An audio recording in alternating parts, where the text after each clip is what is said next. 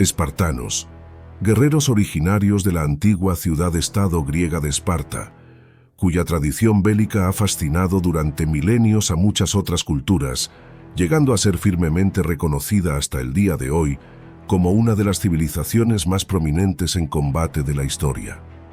Acérrimos rivales de la también ciudad griega de Atenas, misma que a su vez era reconocida como un centro para las artes y la filosofía, Esparta se centraba completamente en una cultura guerrera, y su papel como el principal poder terrestre militar griego de la antigüedad se consolidó al ganar la guerra del Peloponeso en el año 404 a.C. Esparta era la ciudad más importante de la región de Laconia, o la Ceremonia, misma de la cual deriva la palabra lacónico, usada para describir a una persona que es breve y concisa con sus palabras. Los espartanos eran conocidos por ser hombres y mujeres de pocas palabras, pero de mucha acción. Los varones solo tenían permitido dedicarse a una profesión, la de soldado, y su proceso de entrenamiento y selección comenzaba desde que nacían. El antiguo historiador Plutarco aseguraba que los bebés espartanos débiles o con defectos de nacimiento eran arrojados a un barranco, y aunque esta afirmación ha sido calificada como un mito, se sabe que estos infantes sí eran abandonados a su suerte en las colinas, en donde morían o eran rescatados y adoptados por campesinos. Por su parte, los niños que eran aprobados vivían con sus padres hasta los 7 años, tiempo durante el cual se les ignoraba al llorar. Se les enseñaba a nunca temerle a la oscuridad o a la soledad, se les alentaba a mantenerse siempre en excelente forma física, e incluso se les bañaba con vino. Esto podía provocar convulsiones, obviando cualquier naturaleza débil de la que sufriera el infante. Cumplidos los 7 años, de manera obligatoria, los niños espartanos dejaban sus casas y comenzaban el agoge, un régimen de entrenamiento y educación militar conducido y supervisado por el Estado. A partir de esa edad, y hasta los 20 años, los espartanos vivían en cuarteles comunales, en donde estudiaban tácticas de guerra y de sigilo, cacería y atletismo, así como lectura, escritura, canto y poesía. Pero estas últimas disciplinas en un grado mucho menor. Al cumplir los 12 años, se les retiraban todas sus ropas, se les otorgaba su icónica capa roja y se les forzaba a dormir fuera del cuartel, así como a cazar o incluso a robar sigilosamente su propia comida. De acuerdo a los historiadores de la época, durante el agoge era común que los maestros y supervisores instigaran discusiones y peleas entre los alumnos, y aquellos que mostraban dolor, cobardía o timidez eran constantemente atormentados, insultados y golpeados tanto por sus compañeros como por sus superiores. Incluso los coros de niñas espartanas que participaban en ceremonias religiosas o políticas frente a los altos dignatarios del Estado dedicaban sus canciones a los jóvenes de la aguja y ridiculizaban públicamente con sus versos a los reclutas que debían mejorar su desempeño. Como parte del culto religioso a la diosa Artemisa Ortea, durante una época, los adolescentes espartanos también participaban en la llamada Ria Mastigosis, un ritual llevado a cabo en el templo de la antes mencionada deidad, en donde los jóvenes debían apropiarse de los alimentos colocados en el altar, evitando los latigazos de guerreros adultos apostados para resguardar el botín. El propósito de esta práctica anual, además de la ofrenda de sangre y valor para Artemisa, era poner a prueba el estreñimiento y la resistencia al dolor de los futuros guerreros, algunos de los cuales a veces fallecían durante el evento. Al cumplir los 20 años, todo joven espartano que había sobrevivido a la aguja se convertía de manera oficial en soldado y era transferido de cuartel.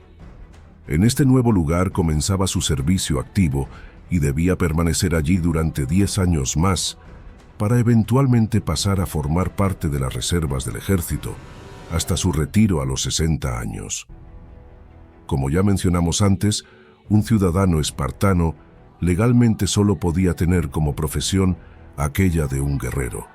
por lo que las industrias de la agricultura y la fabricación de armas y otros bienes recaían en los dos estratos sociales inferiores, la clase media, los periecos, que eran ciudadanos libres que vivían en la zona periférica de Laconia y que se dedicaban al comercio, la orfebrería y la herrería, y la clase baja, los ilotas, que eran esclavos que habían sido capturados de regiones griegas vecinas y cuyo propósito era cultivar los alimentos de la ciudad, ser sirvientes domésticos, enfermeros o ayudantes militares. Aunque los ilotas cumplían un rol fundamental en la civilización espartana, se les maltrataba y denigraba constantemente. Un espartano tenía por ley el derecho de acabar con la vida de un esclavo si lo consideraba demasiado fuerte o demasiado inteligente. Durante la antes mencionada aguja, los varones espartanos adolescentes que mostraban particular fortaleza y liderazgo eran seleccionados para participar en la cripta, una especie de policía secreta dedicada a aterrorizar a los esclavos y ilotas de Esparta y asesinar a aquellos que causaran problemas. La prueba anual de iniciación para esta fuerza especial consistía en enviar a los reclutas semidesnudos y únicamente armados con una daga a las granjas donde trabajaban los esclavos, para que al caer la noche los jóvenes espartanos descendieran de las colinas, eliminaran a todo aquel ilota que encontraran a su paso y robaran su comida. Conociendo estas atrocidades, seguro puedes darte cuenta de por qué una de las principales razones por las que Esparta contaba con un ejército tan formidable era el miedo a que los ilotas se rebelaran. Además de los esclavos, los únicos miembros de la civilización espartana que recibían continuamente un trato denigrante de parte de las demás personas eran los ciudadanos que sufrían de sobrepeso. Verás, Esparta era muy bien conocida por la devoción de sus habitantes hacia la perfección física y a una alimentación adecuada. Un espartano o espartana gordo era ridiculizado públicamente sin piedad y sin descanso, y frecuentemente terminaban por ser expulsados de la ciudad. Tampoco se toleraba el consumo excesivo de alcohol, y aunque el vino era una parte elemental de la dieta espartana, era extremadamente raro ver a un ciudadano borracho. En algunos casos, incluso se obligaba a los esclavos ilotas a embriagarse para mostrar a los jóvenes espartanos los efectos negativos del alcohol. Todo guerrero espartano era alentado por el gobierno a contraer matrimonio a partir de los 30 años, edad en la que ya no le sería obligatorio vivir encuartelado. Las mujeres debían hacerlo a los 20. El matrimonio era muy importante, ya que le permitía a Esparta reponer a sus soldados caídos a través del nacimiento de más jóvenes guerreros. Si un ciudadano tardaba en concebir a su primer hijo, o si era infértil, se le ridiculizaba públicamente. A su vez, las parejas con múltiples hijos varones eran recompensadas. En batalla, los espartanos utilizaban a las falanges como formación principal de combate, trabajando como una unidad impenetrable que realizaba movimientos coordinados en masa. Ningún soldado era considerado superior a otro cuando luchaba. Un guerrero espartano, también llamado hoplita, vestía armadura ligera en el torso y una larga capa roja, así como un casco o yelmo, tobilleras, un escudo, una espada y una lanza, todos fabricados de bronce. Además de la guerra del Peloponeso, en la que Esparta derrotó a la ciudad tribal de Atenas por mucho, el conflicto bélico más conocido librado por los guerreros espartanos es el de la batalla de las Termópilas, al mando del rey Leónidas.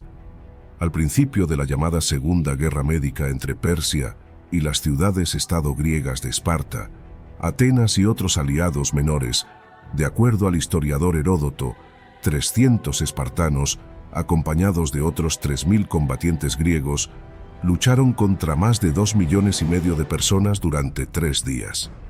Aunque los historiadores modernos creen que el número real de estos últimos debió ser de alrededor de 300.000, la estrecha topografía del campo de batalla y la organización en falange de los espartanos les permitió a los aliados griegos infringir un gran número de víctimas entre las filas persas, hasta que el traidor Efialtes guió a las fuerzas del rey Jerjes hacia la retaguardia griega. Los guerreros espartanos eran entrenados desde pequeños para luchar sin miedo hasta el último hombre.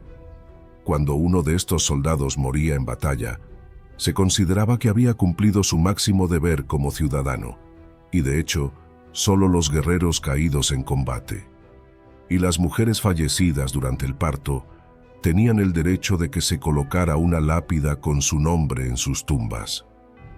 Rendirse ante el enemigo era considerado el máximo acto de cobardía que un espartano podía cometer, y los que lo hacían eran ridiculizados a tal grado que frecuentemente optaban por el suicidio. Así pues, al quedar rodeadas sus fuerzas por el ejército persa, Leónidas ordenó a sus espartanos seguir luchando hasta morir y proteger la retirada del resto de la coalición griega. 700 guerreros tebanos también permanecieron en la lucha, así como 400 tebanos, estos últimos rindiéndose poco después ante los persas. Aunque la victoria la obtuvo el ejército de Jerjes, quien continuó avanzando por territorio griego, solo un año después la invasión ya había sido repelida en su totalidad. A pesar de su corto periodo de esplendor y de las atrocidades cometidas contra sus esclavos, los guerreros espartanos han sido uno de los principales referentes de la disciplina, valor y brillantes tácticas griegas en la historia de la humanidad.